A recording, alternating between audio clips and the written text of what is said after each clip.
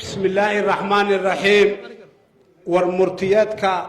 شركة وضطشقة دقن بلوين تهوية تاريخ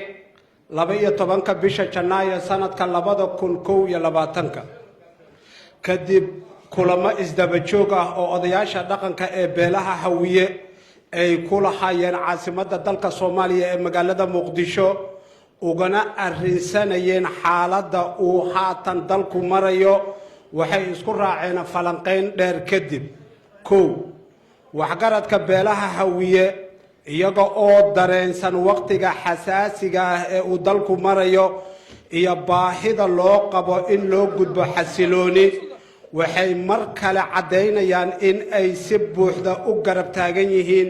dawladda Soomaaliyeed iyo hoggaankeeda labo odayaasha dhaqanka beelaha hawiye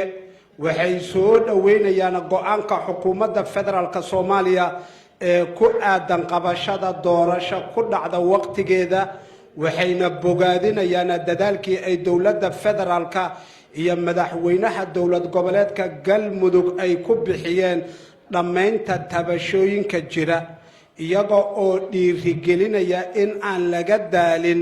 wax kasta oo suurtagal ah saddex odayaasha dhaqanka beelaha hawiye waxay soo dhaweynayaan dadaalka ra'iisul wasaaraha jamhuuriyadda federaalka Soomaaliya ee xallinta tabashooyinka siyaasiyiinta iyo kulamada uu la bilaabay musharaxiinta afar odayaasha hawiye waxay ugu baaqayaan dhammaan dhinacyada tabashada qaba in ay aqbalaan gacanta ay u fidisay dawladda kuna biiraan hanaanka doorashada dulqaadna ay muujiyaan shan odayaasha hawiye waxay cod dheer ku leeyihiin isla markaana ay codsanayaan in la dhameystiro dhismaha maqaamka gobolka Banaadir iyadoo odayaashuna ay diyaar u yihiin in ay dawladda kala shaqeeyaan dhismaha maqaamka magaalada Muqdisho lix odayaashu waxa ay si aad ah uga xun yihiin ugana bixinayaan raaligelin buuxda hadaladii aan munaasibka ahayn ee dad ka mid ah magaca beeshan ugu gafeen beelaha walaalaheena ah ee Soomaaliyeed todobo odayaasha dhaqanka beelaha hawiye waxa ay u cadeynayaan bulshada Soomaaliyeed iyo dunidaba